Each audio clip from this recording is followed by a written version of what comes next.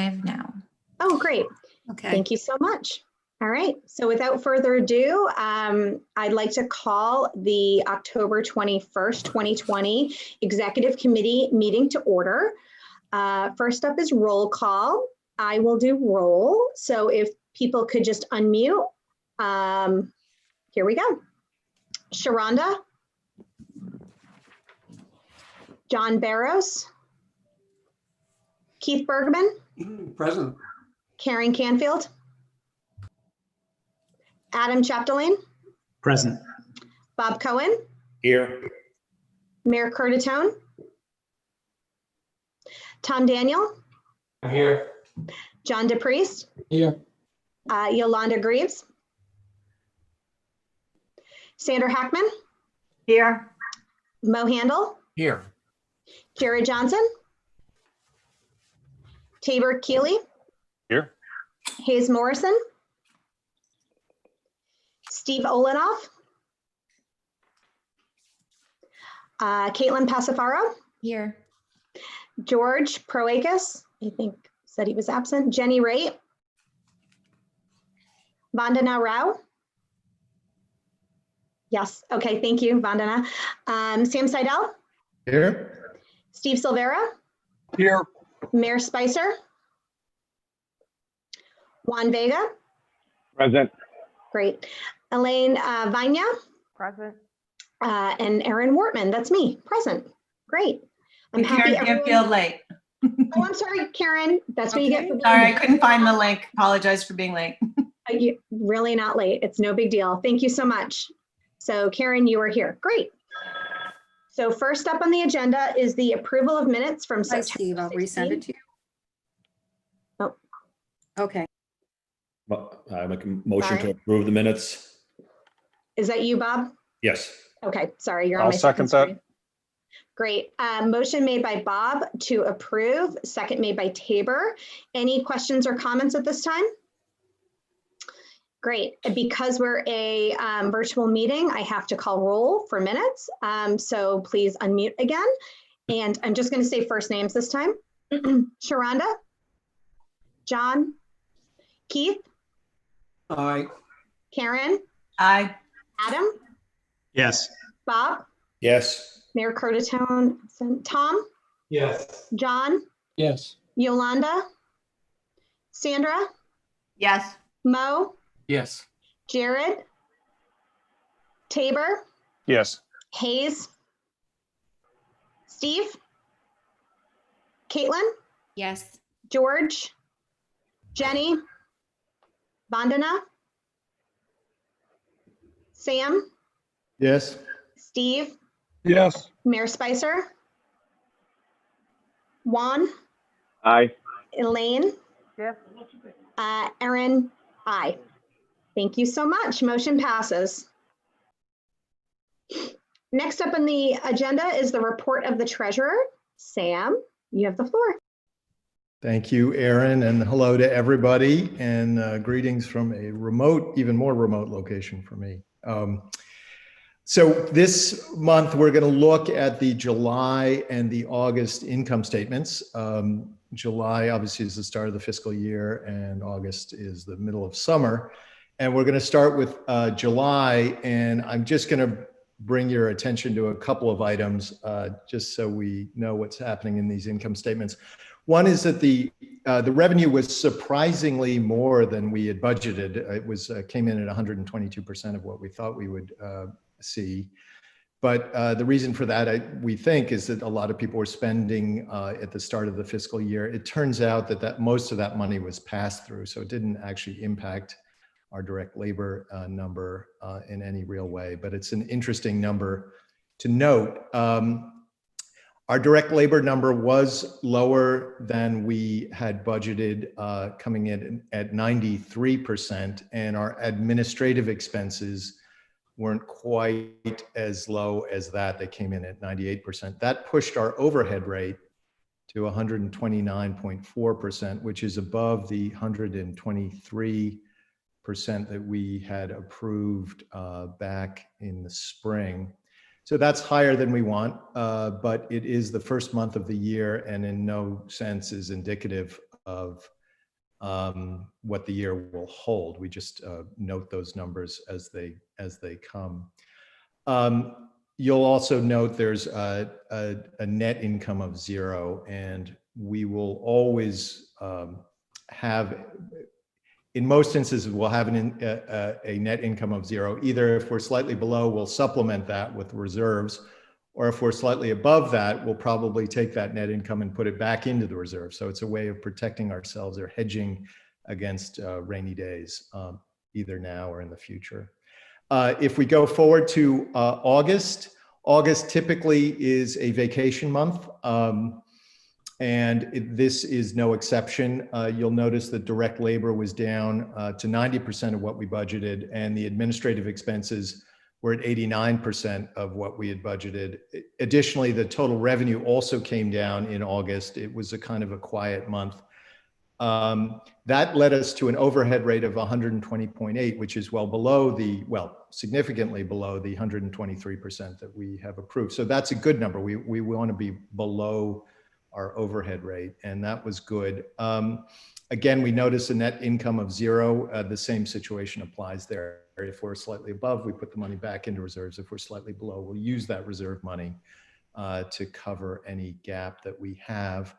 I guess I would only note that both in July and August, August was vacation time. In July, a lot of the staff had to do internal COVID planning, both for the agency, for MAPC itself. How is MAPC going to sort of manage itself during COVID times, but also working with communities and towns to figure out how they're going to manage. And that typically is not stuff that gets charged to direct labor. That's an overview of July and August for 2020, the start of the year. As I say, we expect that to even out over time, and that overhead rate will, we think, will come right in about 123 as we go through the year. But with that, I would entertain any questions or comments, thoughts. Great, thanks, Sam. Karen. Just a question. You said that the reserves, like it'll either come up from the top or out on the bottom. How is that reflected in the statement? Where does that live?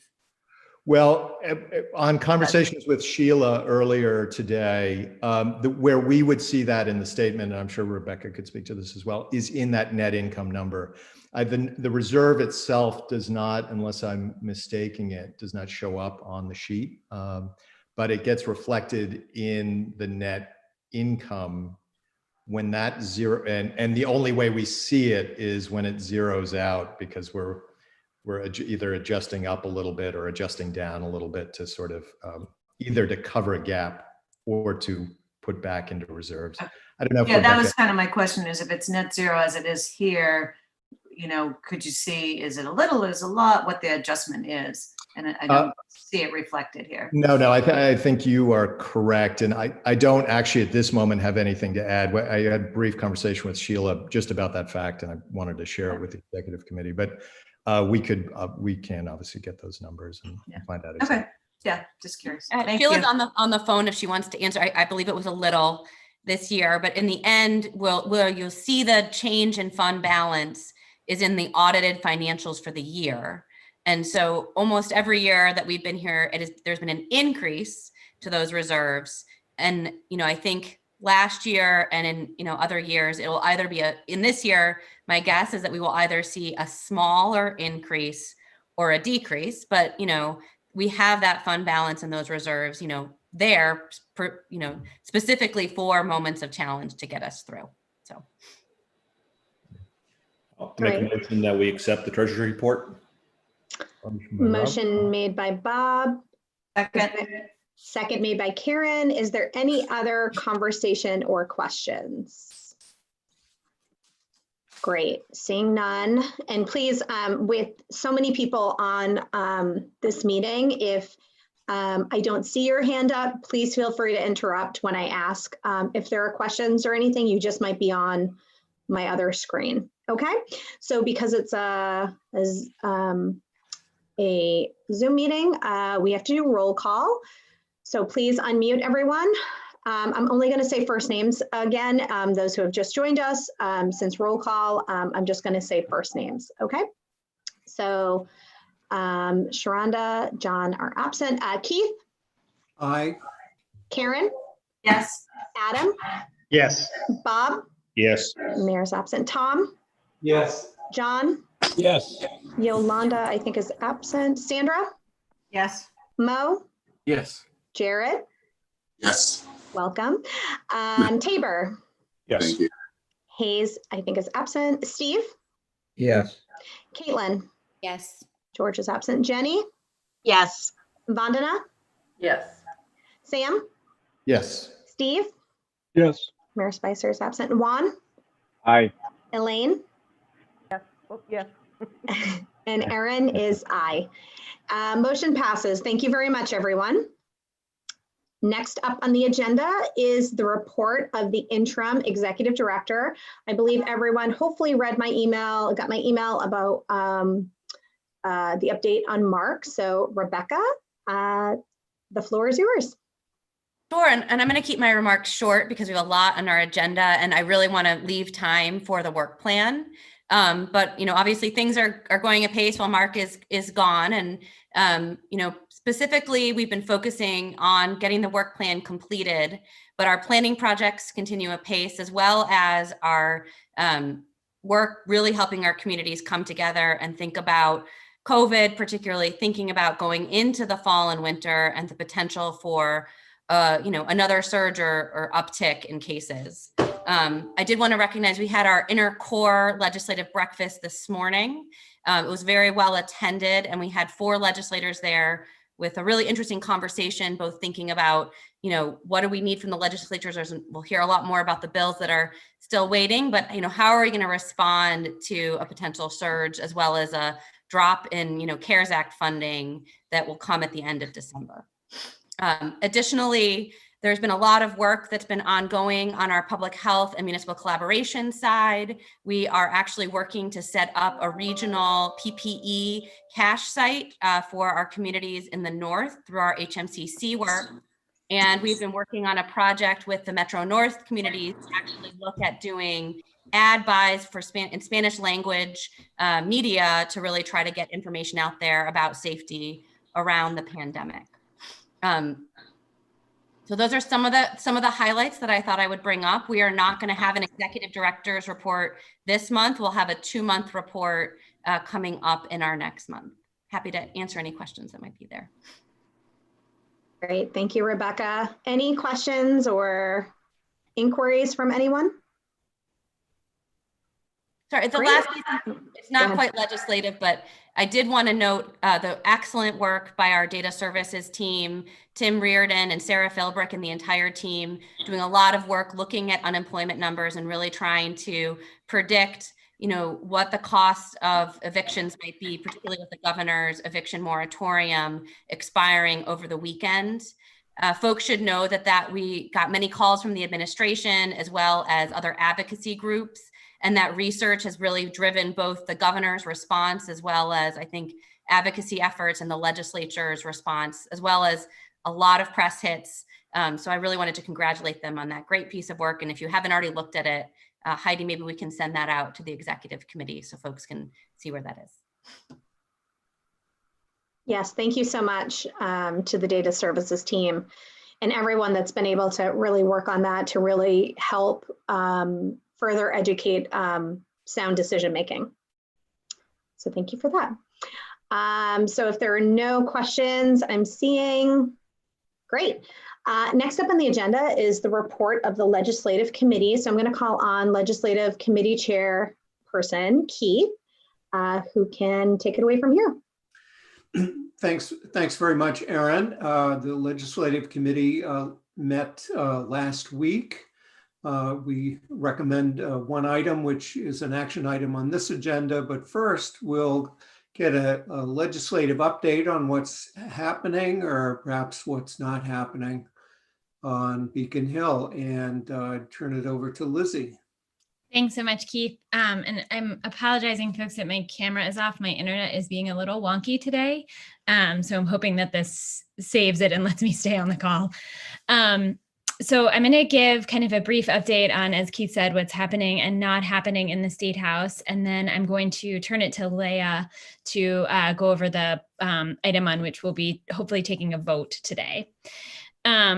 So I think, the one I can talk about very quickly is that there is still no action on the bills that are currently in conference committee.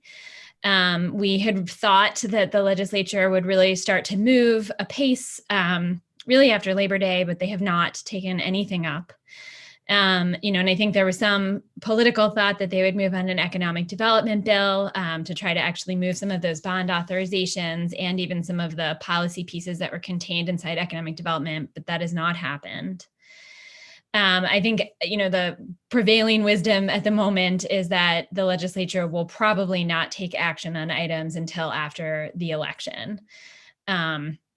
And I think that is most likely what will happen. So I think, as we often see in July, we will sort of have a crush of kind of a flurry, I shouldn't say crush, a flurry of legislative activity towards the end of the calendar year. And so my team and I are all just kind of preparing to virtually spend Christmas and New Year's together. It'll be great.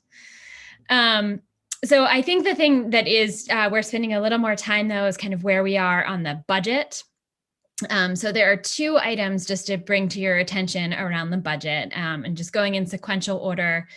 First is that the governor has filed a supplemental budget, which would be the final closeout supplemental budget for FY20. The legislature is required, in theory, to take action on that closeout budget by the end of this month. There was about a $700 million gap for FY20. That is not entirely enormous. And we expect that the legislature will take up that supplemental budget. I could actually see them moving on that by the end of this month to move on that supplemental budget. But we will see. They have in years past. In fact, just last year, this was in the before times, did move on the sup budget late. And our comptroller was furious, but it was okay. It ended up being all right. So we will see what happens. The bigger piece is that the governor has refiled a budget for FY21. And that is an unusual move. In my time in state government, I have not seen that. But I think everyone knows there's been a lot of news stories about it, that there is about somewhere around a $3.5 to $5 billion, depending on whose research work you're reading. There's about a $3.5 to $5 billion gap for FY21.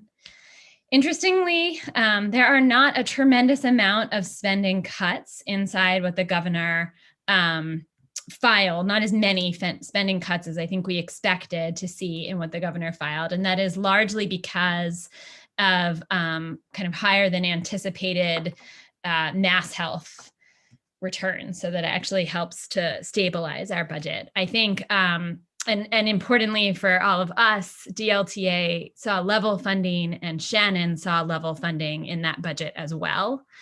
And the budget does rely on some of the federal dollars we have received to date to help stabilize, and that's in various different pots, which I'm happy to go into greater detail on. But it does rely on some of that funding, plus some rainy day funding, a not insignificant amount, to help stabilize the FY21 budget. I do not know when the legislature is going to take up the FY21 budget. Again, depending on which legislator you're getting a quote from, it seems like they might actually try to take it up by the end of this month. But again, I would be very surprised if that happened. I think it's more realistic that we will get another kind of continuation budget, another 1/12, or maybe a 2-month budget, and then they would take it up again after the election. But they are starting to have hearings. And so I think that it will, there is certainly an interest inside the building to try to move it. We have been having conversations with a number of legislators. I do know that the House Chair of Ways and Means, Chairman Michaelwitz, was bringing in House members in kind of small caucuses and groups, and that there is some conversation about whether or not the FY21 budget should actually take up some revenue measures. I'm sure those of you that saw the Globe article, the governor was very clear that he didn't want to take up any tax measures, But interestingly, there are several revenue raising proposals inside the governor's budget, including a TNC fee increase proposal. So there are a number of ways that the governor does actually seek to raise revenue, but not by calling it a tax increase. I do think that there is some appetite in the building around considering tax measures inside the FY21 budget. But I think that there is a stronger likelihood that we will not see that until the legislature reconvenes in January in a new legislative session, which is interestingly the timing for which the governor is actually supposed to file the FY22 budget. So there is a very good chance we're going to be having a conversation about the FY21 budget and the FY22 budget moving somewhat together. And that's actually very important because all of the experts agree that the greater hole that the Commonwealth is certainly facing is in FY22. And so I'm going to stop there because I just kind of threw out a lot of information. I also just want to look at Leah because she's done a much deeper dive into all of the line items just to see if there's anything really important that I missed. We do have a fact sheet, which I don't think has gone out to you yet, but I think it's because I was late in reviewing it, but it is done and we will get it out to you ASAP. That was great, Lizzie. That covered what I was going to say. Okay. I think the two pieces I would just add are, there were significant investments in economic development, small business, technical assistance programs. I was surprised to see the numbers. They're very large. And so I think we'll be supportive of those. But also there was level funding of transit, which is actually a reduction from what we saw in the governor's original budget. And I should say, Eric Barassa and his team and Kasha Hart in Government Affairs has been very involved on the Forging Ahead process, where we will see, plans at least for, major service cuts to the T. And I think that's one major area where we'll have to focus both in the legislature and through the process with the FMCB. Yep. Yeah, thank you, Rebecca, for that. There's sort of two types of policy items that I want to just touch on very briefly. One is that on the Forging Ahead piece, and the other is on the housing diversion pieces, which again, they're not about the legislature right now, but they are moving in the administration. But I just want to see if anyone has any other questions on the budget piece before I go ahead. I see Sandra. Go ahead. I have a question on the budget piece. I was just going to ask about when our legislators working on the bills that they'll be filing in January. Is that how they're spending some of their time, or? Yeah, I mean, they're definitely working on that now. I will say, I don't know if it's just because everything is virtual and it's harder for us to have meetings with legislators, but more this year than any other time, again, in my career, legislators are reaching out to us to ask for our support of the things that they intend to file for next legislative session. And, as just on that briefly, my team and I usually spend these months really kind of putting together a robust list of what our top priorities are for the next legislative session. And I can tell you, we are doing some of that thinking, but it's a very different pace than it usually is because we're also still kind of monitoring this existing legislative session.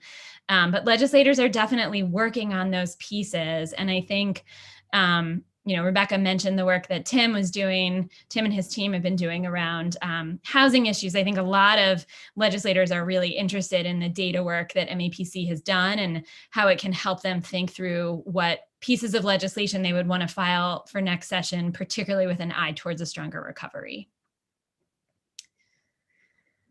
Any other budget type questions? Great. So just very quickly, it's sort of not unrelated to budget pieces, but I want to just mention it here because it keeps coming up on a number of calls, is this question of when and whether we might actually see federal aid. I think the reality there is, we are not likely to actually get any federal dollars until pretty far after the election. I think it's quite unlikely that we'll be in a time of deep uncertainty in the days, weeks, and maybe months right after the election. And so I think it is very unlikely that we would see federal dollars come in until, February at the very earliest. And that's, if things change and they move quickly. So I just want to put that out there because it is that particular issue is informing our advocacy as we try to urge our legislators to think about even kind of like a short-term local stimulus which they did in the spring, to ask them to think about doing that again, either right now or to tee something up so that something's available, particularly because the CARES dollars run out at the end of December. So to make sure that we have stopgap dollars. So, the two pieces that, like I said, I wanted to just mention that are kind of, legislative adjacent is Forging Ahead, which Rebecca talked about. And like she said, Kasha and Eric have done a lot of work into what the T is putting out there. In a very brief nutshell, the T has a pretty significant budget deficit and has decided to look at service changes to try to address their budget shortfall. They have not actually put forth what those service changes would be. So everyone wants to know what's MAPC's official position. It's very hard for us to take one before we actually see what the proposals are. But I can say, we did offer testimony to the FMCB this week, written testimony, and Eric also did some pre-recorded comments because that's how the FMCB takes comments now. We can send those out to folks. I'd say principally our position is really that they are moving a little too quickly given how much uncertainty there is about what travel demand is going to look like and on whether or not we might see federal aid. We were also very clear that we as an agency are still seeking investments in the T as we have these many years, that the underinvestment issue is one that predates the current crisis. And then I think the last piece is this question around whether the cuts themselves are going to be permanent and what permanent means. It's my understanding that most riders hear the word permanent and they think it means permanent. But the T kind of has indicated that they might be making some of these cuts, but they're not sure when or how they will bring service back. And so we had a very specific outline of what we feel like the T needs to be communicating with people. And that's particularly true of cities and towns who are making and have made, again, for many years, land use decisions around their transit stations that would be affected by changes in service. So we will keep you updated on that, on timing. We're expecting the proposals to come out in November. And then obviously there'll be kind of a flurry of activity, but the FMCB is expected to vote in December for changes that would go into effect in July. So it's a very busy timeline. Obviously there's a lot that's going to be happening in November, but we're going to stay on top of this and keep everyone posted about that. The very last piece, again, before I turn it over to Leah, I'm sorry this update is so long. There's not much happening in the State House, but there's a lot happening in policy, is that the governor announced a pretty significant housing diversion program. As Rebecca indicated, Mark and Rebecca actually spent a lot of time on the phone with the administration talking about what that program might look like. I don't know if Rebecca, you wanted to add any piece about that, or if you just want me to go over what's in the program itself. No, I think that's fair, only to say that, I really think, as I said before, the great data work that our team has done over the last 6 months is really, what opened up those doors. And I think the administration was very grateful to have those numbers to help them start to craft a proposal. And so, we had actually been pushing for an extension to the eviction and foreclosure moratorium. All of that data work really pointed to that effort. And it was particularly true because the CDC moratorium is different than the state moratorium and doesn't go as far. And because, for as many years as I have been doing this work, anytime a resident or a tenant gets a notice to quit, they often just leave. And so we leave people very vulnerable without some protection in place around a moratorium. The administration, the governor would have had until last Sunday to extend the moratorium. He declined to extend and instead created this diversion program, which puts more money, about $100 million into the RAFT program, almost $50 million into the home base program, and some money for tenant and landlord right to counsel, essentially pilot around that effort. And then a few other pieces, again, that got kind of bumped up.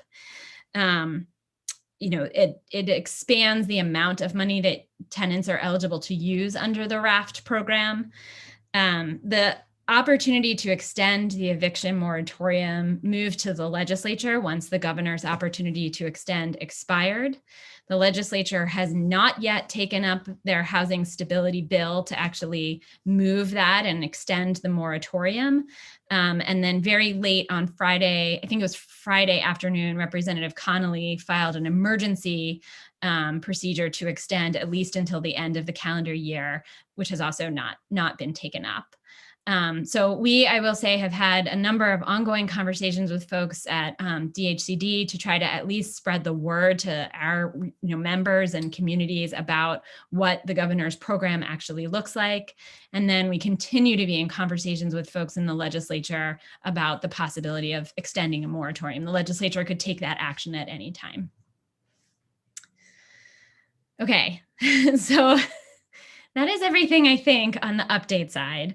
I'm happy to take any questions, but I also want to make sure to give time for Leah to talk about the bill on which we are hoping you will take a position on today.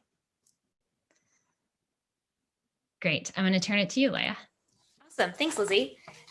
So I'll start with just a little bit of background that was in the memo that the governor in 2016 created a commission to look at local and regional public health in the Commonwealth. And those recommendations came out in 2019 and formed the basis of the SAFE Act that was then signed into law just this year in April. And that created a voluntary approach to improving our public health system. It is directed DPH to hold trainings for local public health workforce, establish a grant program to incentivize adoption of best practices, and creates a commission to determine and assess a standard for local public health in the Commonwealth. These past few months have really tested our public health systems that we knew were already in need of additional supports. So what this SAFE Act 2.0, as the coalition is calling it, looks to move towards a requirement-based system to really push the improvements to happen sooner and to give communities the financial supports in order to make it happen. So what the bill was filed by Representative Hannah Kane, Rep. Denise Garlick, and Senator Joe Comerford. And it does four things. So the first is that it requires DPH to consult with stakeholders to set that minimum local public health standard for their workforces and for the work of the departments. And then compliance is assessed through annual reporting to DPH. The second is that cross-jurisdiction sharing of public health work is incentivized. So DPH is required to establish that local budget for what it would take to meet the standards. And that is based on a formula that the bill lays out sort of the components that would need to be considered in establishing that budget. And part of that budget requires consideration of if you're sharing services, and those communities that share more services would be eligible for more funding. That's how the proponents of the bill have been talking about that provision. DPH is required to create standard public health reporting, which is something that has been of great interest to MAPC because it will allow greater ability to compare what's happening across different municipalities and offer more targeted supports. And then dedicated funding is a key piece of this proposal. It requires DPH to create a report every year of what funding is needed and submit it to the legislature and the governor. There is no dedicated funding provided to meet the dollar requests that DPH is coming up with, but they are putting forward what amount would be needed. Just to sort of, I hope that's not as clear as mud, but so they have to say how much money that is needed, but it doesn't actually dedicate funds directly because a bill can't do that. So the legislative committee had a couple recommendations that we think could support this proposal and strengthen it as it moves through the legislative process. One would be to review those minimum local public health standards at regular intervals so that it is not sort of locked in now and not revisited. Another was to look at strengthening those incentives for shared services and make it really abundantly clear in the legislation that those communities that are collaborating more across municipal lines are able to access different amounts of state funding. And then this last one is really require new or enhanced regional service delivery to support that collaboration. Because we know that setting up collaboration is a time-intensive process to get that right, and building a new table that brings together experts from various municipalities and different perspectives within public health, because it is such a diverse field that touches so many parts of our lives, is a space where we think we can really be improving the outcomes for communities and improving the cost to communities to meet these minimum public health standards, which, as it's been discussed, these are probably going to be challenging for many communities to reach on their own. So that in and of itself is going to incentivize some coordination of services, but others are going to be really able to meet it on their own. So really making sure that communities have the tools to meet these standards and feel supported. So those are the 3 recommendations we have to continue improving the bill. I will say there's a broad coalition supporting the legislation, similar to the broad support that the SAFE Act got when it was first filed. The SAFE Act 2.0 has a broad selection of municipal supporters and legislators that have signed on in support. I will turn it, Lizzie, is there anything else about the bill that you would want to raise up before we open for questions? No, I think you did a great job. Awesome. I see Mo with a hand up. Do we know of any opposition to the bill? And if so, where would it be coming from? I haven't heard of opposition yet, but I'll turn it to Rebecca. Yeah. I mean, I've not yet heard what the MMA's position is on the legislation. I can imagine that without a dedicated funding source, they will figure that this is an unfunded mandate. And I think that is the biggest hurdle in the legislation. Back of the envelope, I've heard that it's probably a $60 million investment to really be able to accomplish the goals of the legislation. I feel like it's really important that we take a position on this because I think it's, an opening salvo in a conversation that I imagine will take place for the next year or two. The pandemic has, laid bare what health experts have been saying for a long time, which is that our local public health systems are tremendously under-resourced and strained. And I think that, it's been laid bare by where we are right now. And I'm hoping both at the state level and potentially at the federal level, there'll be a conversation about how to build a more robust local and regional public health system. And I think this bill sets out some good standards and ways to get there to start that conversation. So, that's why I encourage us to be part of this coalition. The Mass Public Health Association is one of the major sponsors behind this, but also the local boards of public health are also on board with this legislation. So if the board, if I can continue with the question? So if the local boards are on board and the state organizations on board, should we also be pushing for dedicated funding? I think the way the bill lays it out is that it requires DPH to make the case for funding to the administration. Okay. And I think that that's a really powerful piece of how that gets laid out. I will say too, to Rebecca's point about concerns for unfunded mandates, it does say that if money isn't allocated to municipalities, they're not required to meet the standard. So they're really trying to address that point and create the broadest possible support for this bill.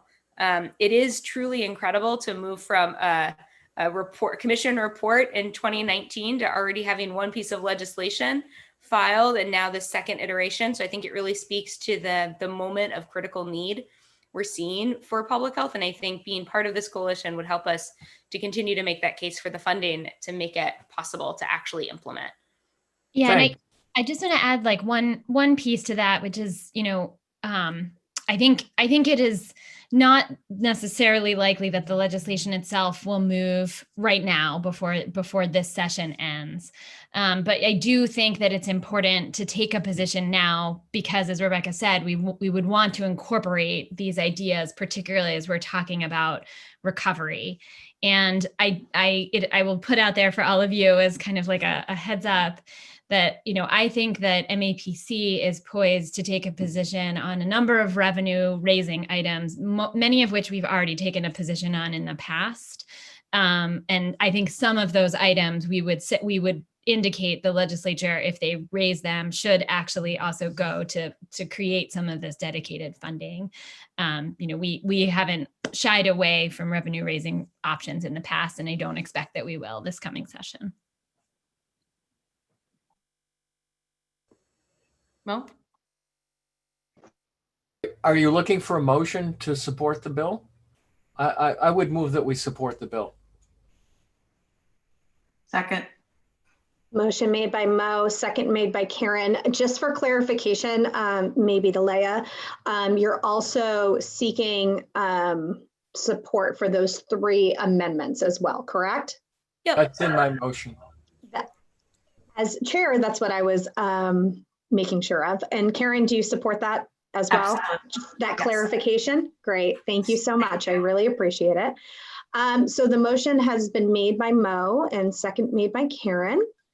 Any conversation or discussion at this time on the motion? Seeing none, please unmute for a very short time because we're going to do roll call. Here we go. Sharonda, John, Keith, Aye. Karen, Aye. Adam, Yes. Bob, Yes. there's Tom, Yes. John, Yes. Yolanda, Sandra, Yes. Mo, Yes. Jared, Aye. Tabor, Yes. Hayes, Yes. Steve, Yes. Caitlin, okay, Jenny, Yes. Vandana, Abstain. okay, Sam, Yes. Steve, Yes. Mayor Spicer, Yes. Juan, Abstain.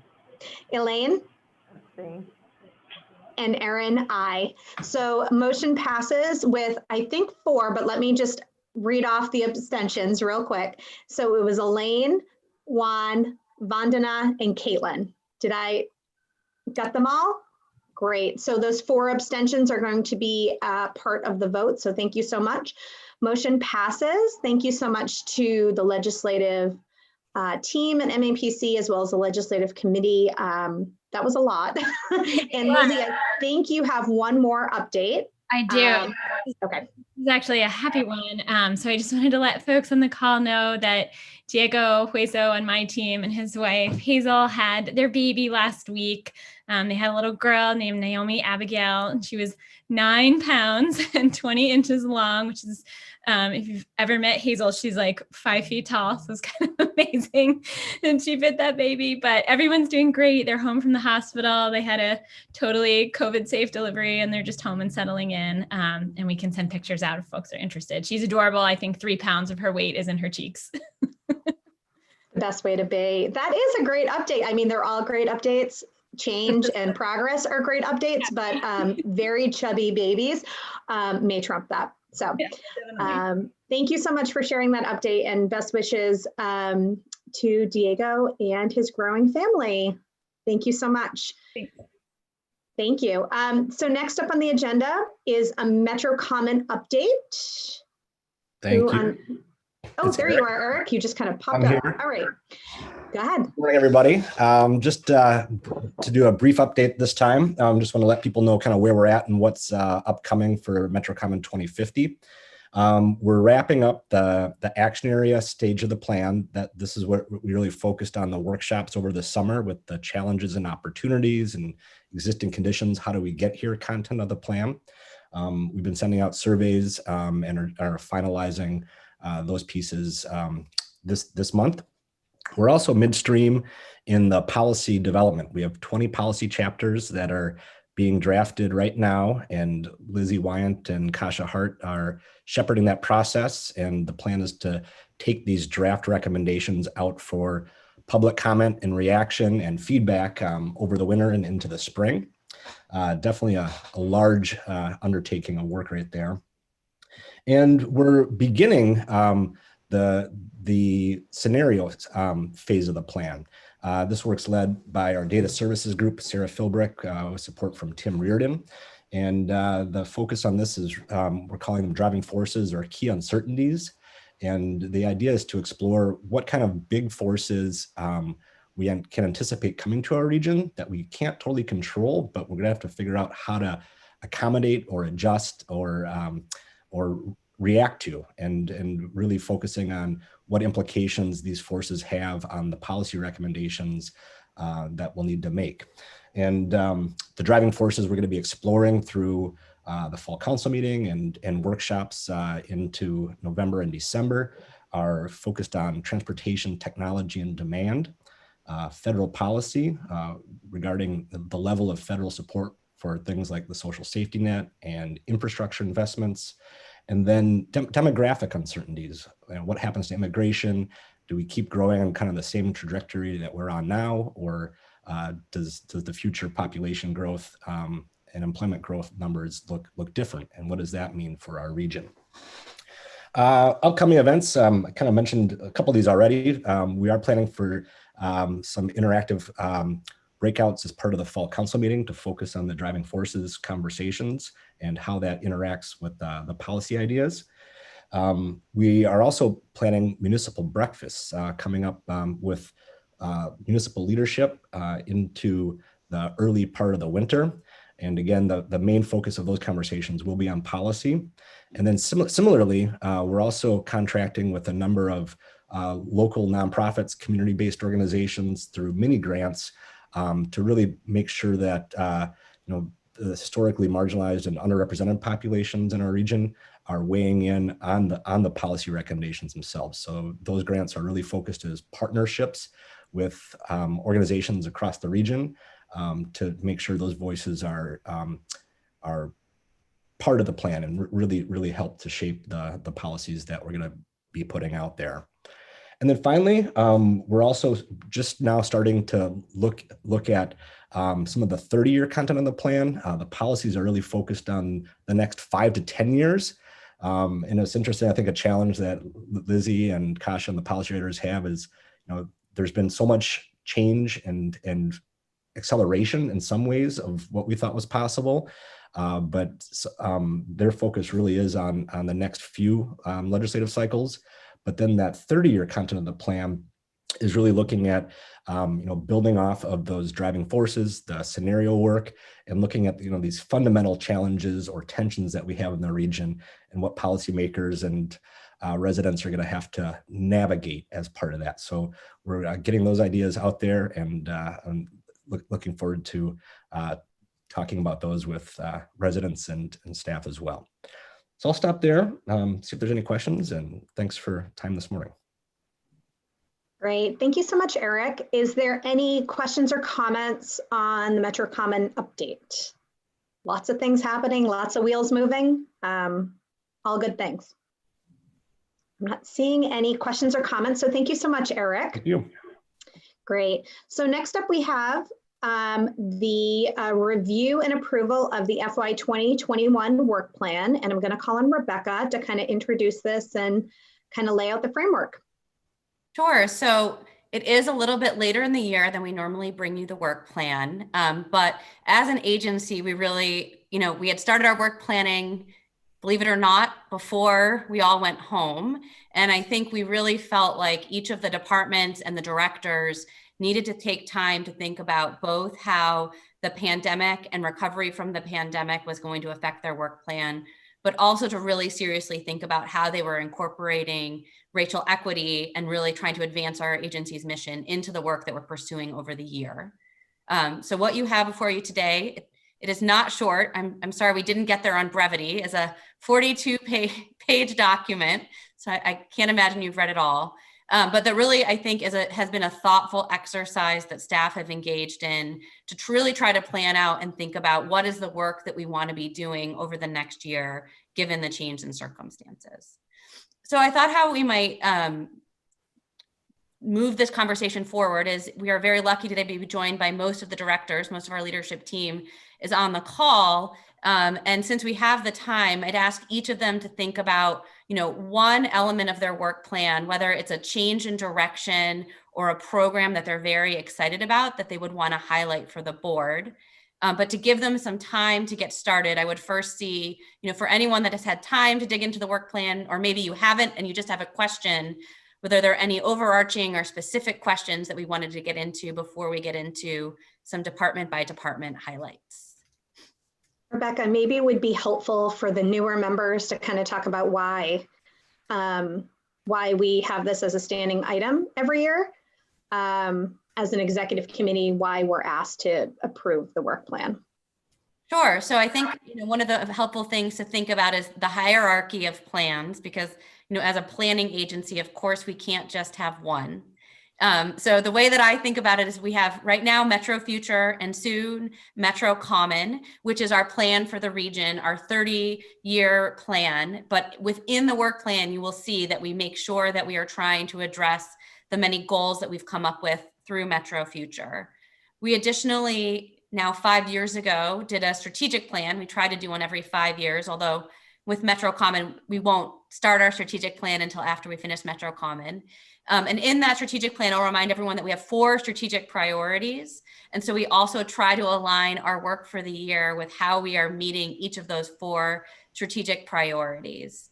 The work planning process for staff is an opportunity for directors and their teams to really think about what are the things they're hoping to accomplish over a year, and set those goals out. And for the board, it's really a way for you all to see, here is the agency here's the work, that the agency is proposing to take on for the next year. We talk a lot about our legislative work, but we don't always talk about the programmatic work. And this is our opportunity to kind of put forward our programmatic direction and for all of you to have some say in, how each of the departments are approaching that work moving forward. Great. I think that's great. I think that helps kind of set the table and have people understand, and planners got a plan. So Rebecca, why don't you, if it's okay with everyone, why don't, Rebecca, maybe you start calling, I don't know if you'd like to do alphabetical or. Yeah, I'm just going to go through alphabetical if that's okay with folks, but I do want to have this be interactive. So please, if you have a question for me or for the director, ask it. I know there's been a lot of talking at you today. So Anis, I think I saw you on the phone or on the Zoom. Do you want to go forward and say something about arts and culture?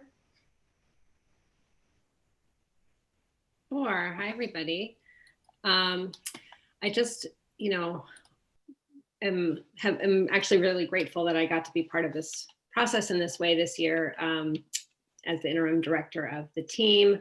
We really try to think carefully about our work, particularly as it relates to equity in the region, and focus in our work plan on really pulling out and explaining the things that we were going to be doing to advance equity in the region through both external facing and internal processes and projects that we're working on. So that includes a discussion series that just wrapped up as a professional development opportunity for the region.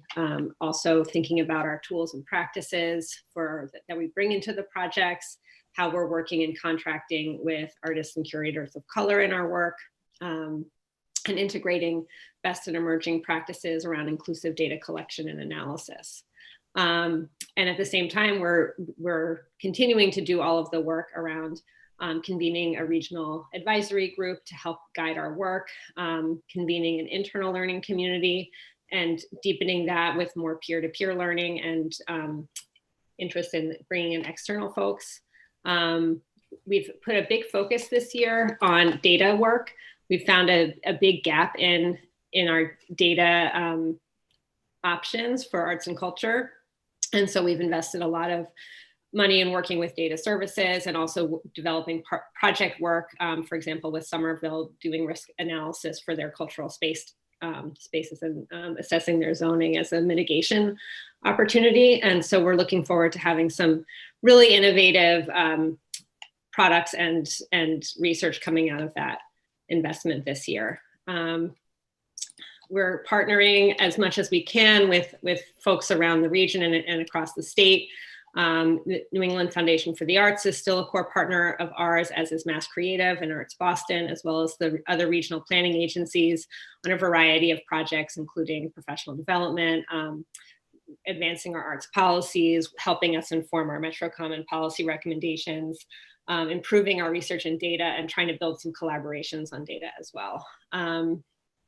And then we're working on the Metro Common in a variety of ways.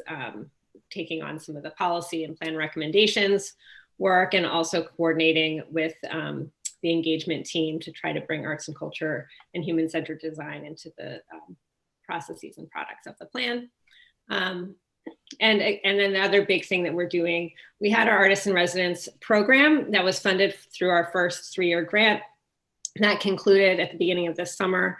And now we're in a process of evaluating that program and reimagining how we will launch it again in fiscal year 21. So those are sort of the highlights. Happy to take any questions. Sandra? Thanks, Anna. I just had a quick question about, you mentioned Somerville and mitigation. I wonder what you were mitigating. So Somerville put in place some new zoning for fabrication districts. And one of the hopes that they had in calling out creative uses and creative spaces in their zoning was to help prevent the loss of creative workspaces. They're continuing to see that loss. And so they're working with us to get a better understanding of what's causing it, how they can track and measure it, and how they might tweak that zoning to help incentivize either the creation of new creative workspaces or sort of like disincentivize their redevelopment. Great. Any other questions? And something we probably could have or should have noted in the beginning, obviously you'll hear a lot of cross-departmental work and conversation that is very common for those of us who have been participatory in these work plans before. So it might feel strange or sound strange for you to hear the arts and culture update talk about data services or need for data or zoning or whatever, but I think it just kind of shows that the agency is a true collaborative environment, and no planning really occurs in a bubble. So I just wanted to kind of note that.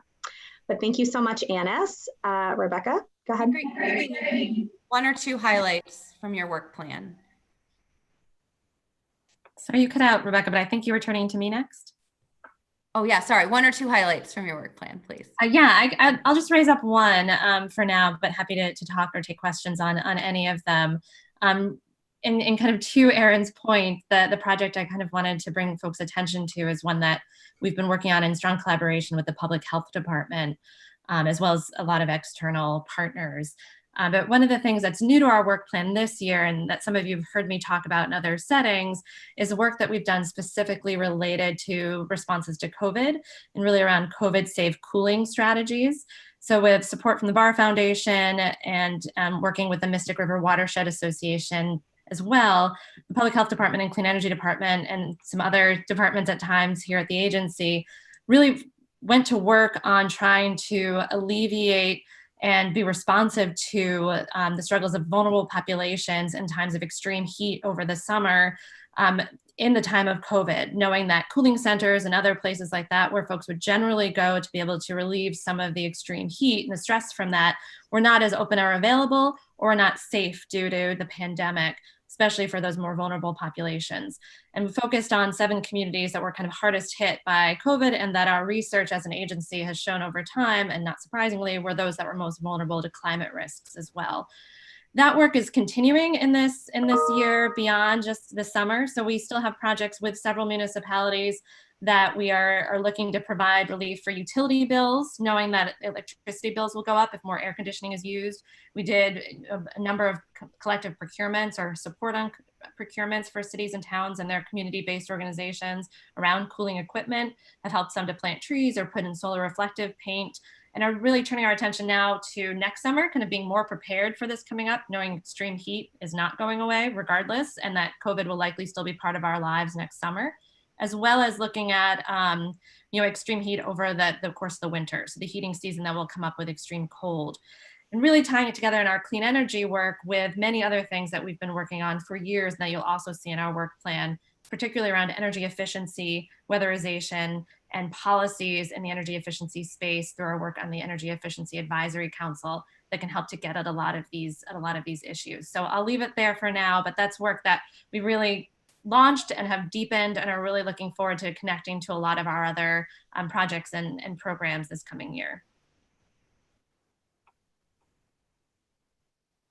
Any questions for Cami? Great. Thank you so much, Cami. Great. I think we have Amanda on the phone. Amanda, are you here? Maybe not. Well, I will just say for the communications team that they have, very much adapted to working from home, and, similar to the community engagement team, I think are really working to help our staff figure out, innovative ways to communicate and get our message out there in this remote environment. And we continue, I think, to really get a lot, particularly, it was hard, I think, in the beginning of the pandemic, but, recently a lot of our work, our research out there in the press, we continue to get the attention I think we deserve on the work that we're doing. So thanks to Amanda. Rebecca, can you hear me now? Oh, now I can. I'm sorry. I had texted you. I'm in the office. Heidi just yelled down the hall to help me unmute. Matt is working on my computer as we speak, so I apologize. I'm calling in. I've actually never called into a Zoom meeting from my cell phone before. I don't really have anything to add, I think, to what you were just saying. I just wanted to reiterate that our staff, worked hard to pivot to a virtual environment. We, of course, have been supporting all of the folks working on our COVID response and, partnering with community engagement and admin to really push into that virtual space. The only other thing that I would highlight is that, I think my team has taken really seriously that mission and commitment to racial equity and weaving that into everything we do. And so we've set some really bold targets of how we want to reach out to ethnic media and equip more of our staff to do interviews in languages in addition to English. And also just to mention that a lot of our staff are already doing a great job agency-wide, doing things like, TV interviews via Zoom and going on Facebook Live for programs that otherwise would have been on cable access. And, folks have really done a great job when I call them and have an unusual request. And I want to highlight that the staff are really working with us to make sure that we're staying relevant in these kind of difficult times, so that we're still keeping our research out there and keeping MAPC experts in the media landscape. Thanks, Amanda. I'm jealous that you and Heidi get to see each other. So, Tim. Good afternoon, everybody. I will summarize just a few key highlights from the data services portion of the work plan. One is that over the course of the next 4 to 5 months, we have a series of research products coming out, in particular related to housing, speculative investment in housing, as well as a zoning atlas for the entire region. And along with those, there's a number of other smaller research projects that are really focused on the housing crisis related to COVID. Obviously, we've been doing a lot of work on estimating the need. Now we need to transition into understanding what is that really going on at the housing courts, what's going on with landlords and their ability to maintain their homes, and how effective is the eviction diversion initiative that the governor announced last Monday. So we're going to be continuing on with some of the major research initiatives we had going through Metro Common, but also supplementing those with research really focused on where we are right now. We're also continuing our work on developing forecasts and scenarios. So we've already been working on estimating the transportation impacts of different land use scenarios for the region, but we'll be working on very multidimensional scenarios related to demographics, economic development, and land use, and using those to help make the case for the policies in Metro Common. And then we're also going to continue exploring new ways to share the information and the insight that we're creating within the agency. This year we transitioned, this calendar year, we transitioned from a print calendar to monthly data visualizations, which are featured on the Metro Boston Data Common. And that's been very successful. We get a lot of hits on those. Everybody should look out for the November one. It's going to put a smile on your face. And I think what we want to do is see if we can move from monthly to even more frequently, and reuse some of the data and the visualizations and the maps that we already have to keep ourselves out in the press as topics come up and as things, as the public conversation advances. Last month, we talked about our initiative with digital municipal collaboration and the collective procurement we're doing there. So I think I'm very excited about that work. We talked about it at length last month, so I won't rehash that. But then finally, our team is also responsible for maintaining a high-functioning information technology system for the agency. So we're continuing to move towards more cloud-based services and systems, moving some of our data onto cloud servers, moving our Deltec system to a more stable and redundant environment, and also making sure we have the capacity for disaster recovery in case anything happens to our physical assets at 60 Temple Place. Any questions for Tim? I will just say we normally talk about Tim's data work, but I just want to give a shout out to the IT team and the work that his team has done there. We've been so lucky with our seamless transition to remote, and they've really been fabulous in supporting the agency in that. They really have. It's been great to have them, and thanks for your support, Rebecca. Tim, could you tell us more about the data atlas and how you're going to use it? The zoning atlas? I mean, the zoning atlas. Yeah, right? so the zoning atlas is going to be the first comprehensive picture of zoning in the region since 1999, and we're going to be publishing that online. It'll have base zoning as well as overlays, and our interpretation of whether it's housing or commercial and best estimates of the allowable density.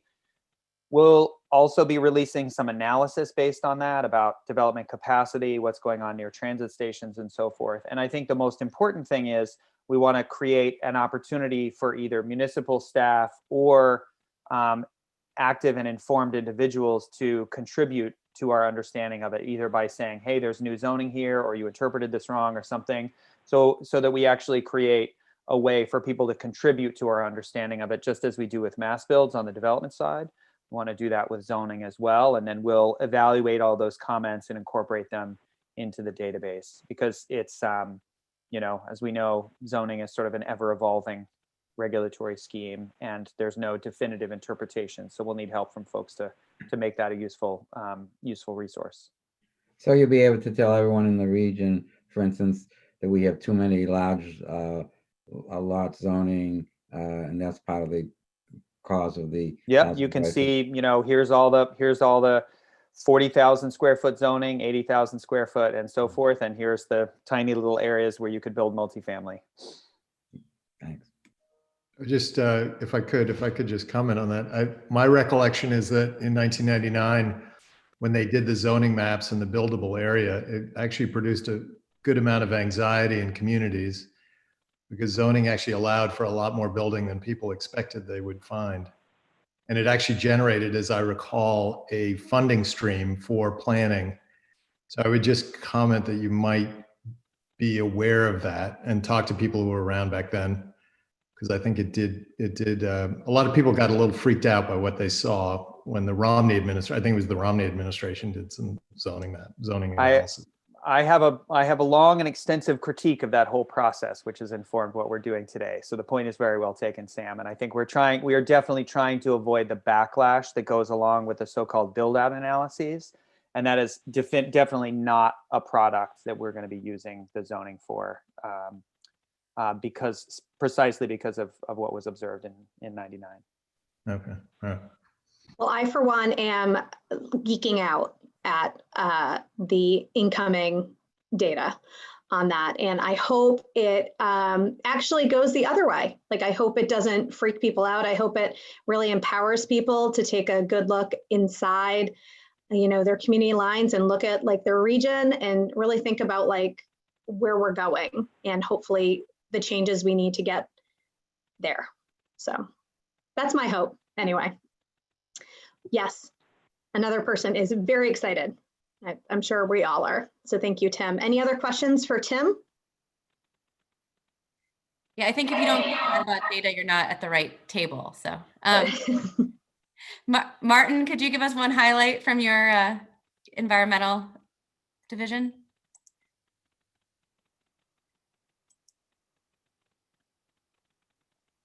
Oh, Martin, you're on mute.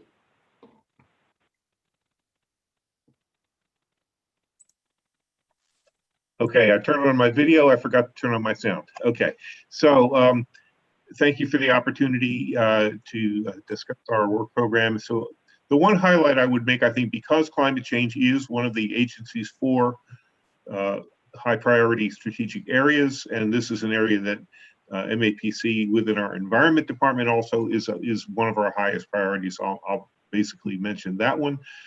We will be looking to promote and support efforts across the region to prepare for the impacts of climate change.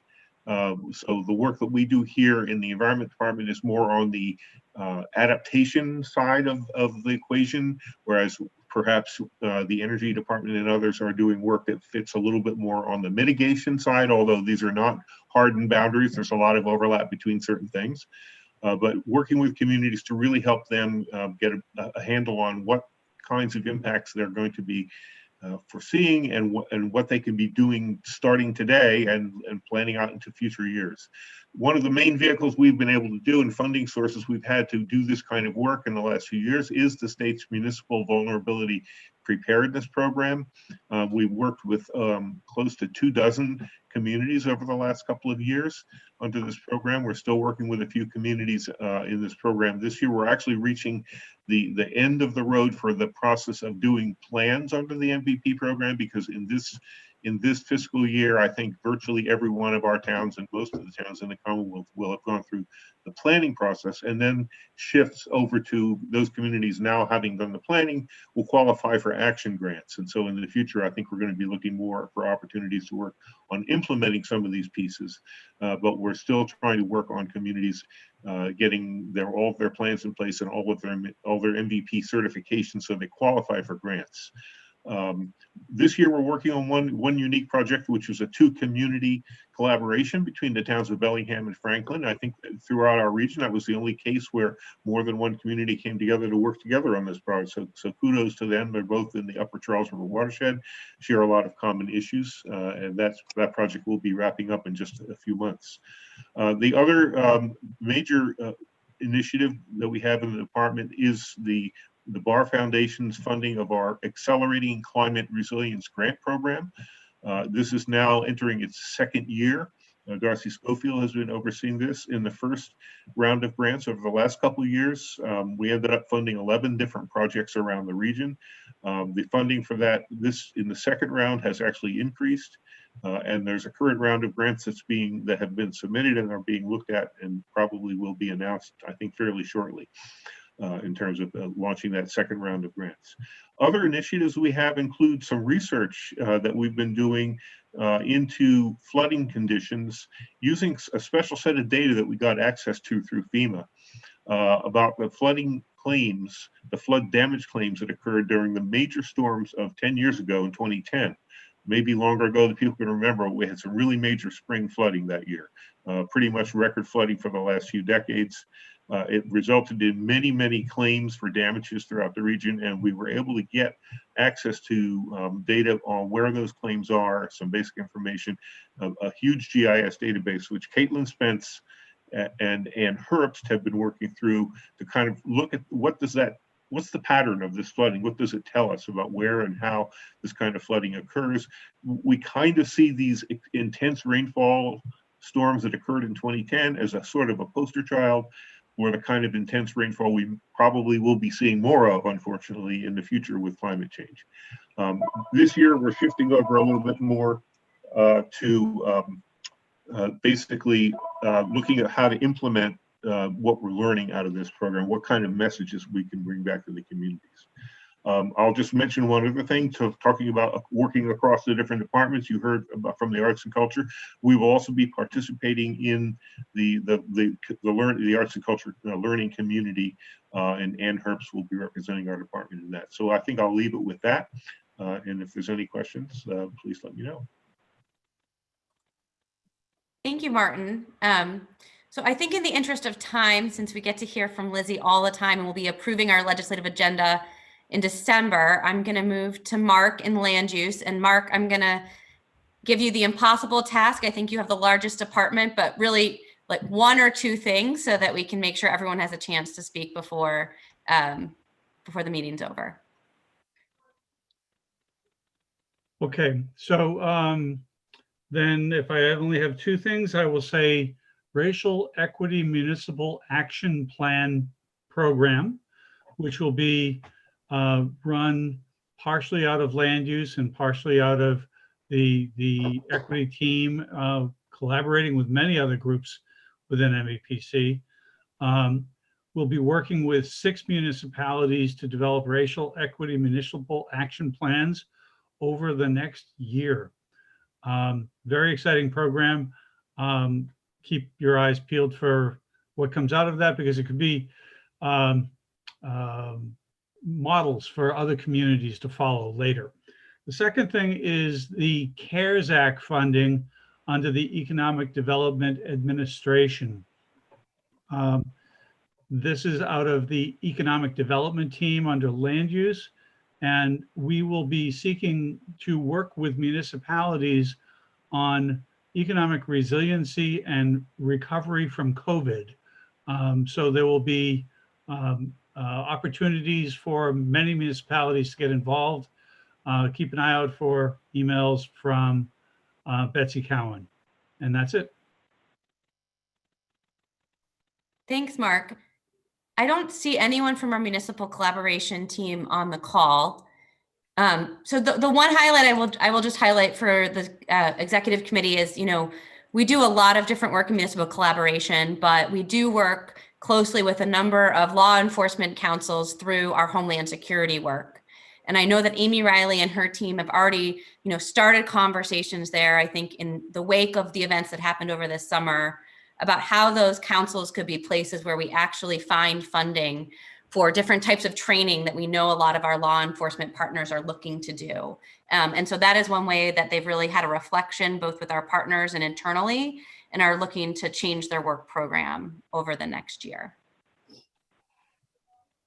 And I think, as that launches, it might be great to have, I'll ask Amy and Mark to come and, give a presentation to the executive committee. I think it'll be helpful to hear how that work is going.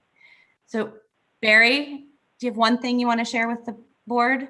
Sure. I guess at first I would say thanks much for the board for considering the legislative proposal and supporting the SAFE 2.0 work. And the reason I highlight that is because we've spent, along with municipal collaboration, the last 5 to 7 years building our relationships with local public health departments. And so both in the moment of helping health departments respond and meet the needs for the pandemic has been a big part of what we're doing. But the other part of it too is we don't want to see the regression back to those systems that we did have. And a lot of our work is really dedicated to kind of memorializing or enhancing local public health services. So that's a thread throughout our work. And I would just highlight that piece. So thank you. Thank you, Barry. So excitingly for strategic initiatives, I think I sent out an email, but I get to welcome Eric Hove and Emily Torres-Cullinane, who is our new co-director of the department. And, what I would ask, since we hear a lot about Metro Common, is Emily, maybe you could highlight one other thing that our community engagement team is planning to do over the year. Great, thank you so much. It's so wonderful to see everyone. So our focus really this year is how do you do good, keeping the high level of engagement by doing virtual engagement, supporting our municipalities, our staff, finding new resources, new tools, new innovative ways of making this, Zoom calls more interesting, and supporting facilitation. I'm sure all of us are pretty zoomed out. So we're looking at all kinds of ways to prepare municipalities, not only for virtual engagement, but also for post-COVID. So really collecting all kinds of resources on what a hybrid model is going to look like. We really anticipate that folks, even when it is safe to come back together, may not actually want to physically be together. So how do municipalities even prepare for, continuing to engage people and keeping the virtual aspect? Other things to include are new technical assistance. So we're just trying to meet municipalities with their needs. And we've actually been helping with virtual town meetings, believe it or not. Actually, we are not IT folks, but we have been able to pivot and work with our colleagues in data services and learn very quickly. And last night or Monday, we did Stoughton night number 2, and Dedham will be doing later this month. So really interesting and new, different work. Really happy we can continue to engage and also thoughtfully think about how to engage people that do not have access to technology. So having equitable methods as well. Yeah, and I just want to congratulate Emily and her team. You know, they really, if you think about moving to remote life, you know, really had to pivot and change most of the work that they were doing. And I think they've been so thoughtful about that and creative.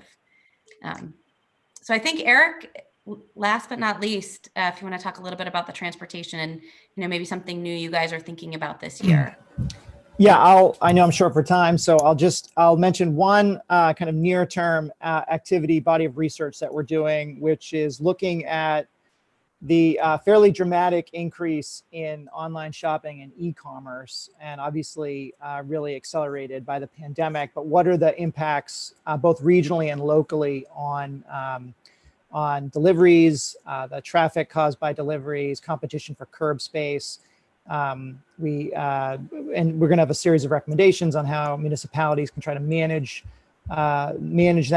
curb space. We're going to even think about potential solutions for kind of regional mitigation as more of these sites spurred by Amazon and other companies are coming across the region. There's some research, some reports that are saying that 70 to 80% of all holiday shopping will be through, online purchases and deliveries. And we're looking to release that a little bit before Thanksgiving to get some attention for that body of work. Great. Well, in 30 minutes, we made it through 43 pages, more or less. So, I do want to make sure there's room for any questions if folks, didn't have a chance to ask them. And then we are looking if the committee is ready to have adoption of the work plan today. Aaron, I don't know if you can see me. Yeah, I can see you. Go ahead, Sam. Just Rebecca or to Barry, I think it goes under him. The food planning. I know you guys, you did the statewide food plan, I think. I'm just curious what the status, where things are with that. So a couple different things. So there was after we completed that plan, the Mass Food System Collaborative formed. And so there's a number of things statewide that they've been leading. But on our end, we've continued to do community food assessments and planning and action planning around that. We've continued to do work around kind of food security. To add to what Tim offered earlier, we're very soon to putting out a food systems database to help with local planning around food systems too. So working with data services. And we've continued to actually do some integration too, where we've done kind of health impact assessment, like looks at proposed zoning, like urban or agricultural too. So there are streams that we continue to work on there, and food security is a really big focus of ours. So glad to talk more about that. Great. And I know you were doing stuff with schools and healthy food there. Correct. And we continue to do some stuff around procurement. Mark Fine from Municipal Collaboration leads up a lot of that work. Okay. All right. Thank you. Thanks. Of course. Great. Any other questions on the work plan? So if it pleases the executive committee, I would like for us to adopt the work plan today. We are almost 4 months into the year, which is, it's a hashtag pandemic. So that's where we are at. And I would like, staff to, obviously continue their work, but feel like they're working within their work plan, which is the whole point of a work plan. At this time, if there are no questions, I am looking for a motion to adopt the FY21 work plan, if it pleases the committee. So moved. I make just a comment, Aaron. Go ahead, Karen. Yeah.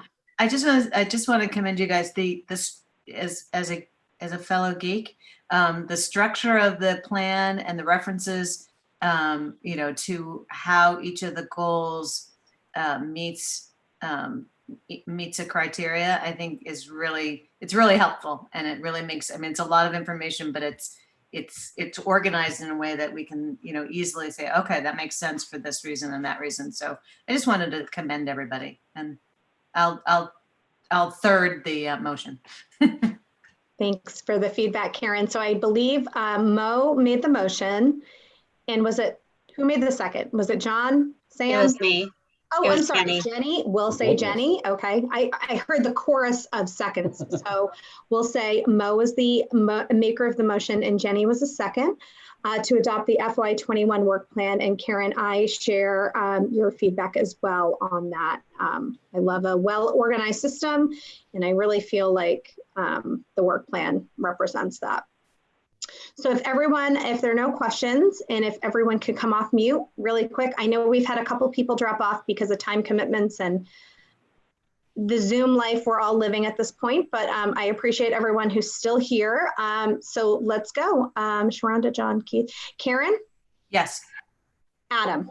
Yes. Bob? Yes. Tom? Yes. John? Yes. Sandra? Yes. Mo? Yes. Jared? Aye. Tabor? Yes. Hayes? Please hold on. Yes. Steve? Yes. Did I jump one? Okay, Caitlin. Jenny? Yes. Vandana? Yes. Sam? Yes. Steve? Yes. Mayor Spicer? Yes. Juan? Aye. Elaine? Yes. And myself, Erin, I vote aye. Did I miss anyone? I was trying to skip people who had to leave the meeting. So motion passes, and thank you so much, Emily, for the compliment. I appreciate it. That is my goal, is to be efficient.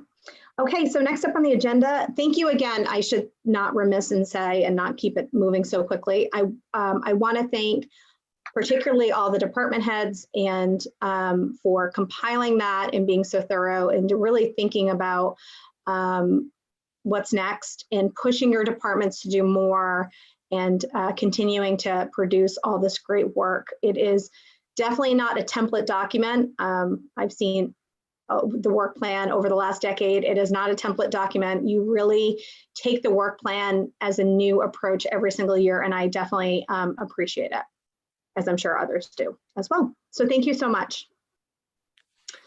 Next up on the agenda is the fall council meeting update.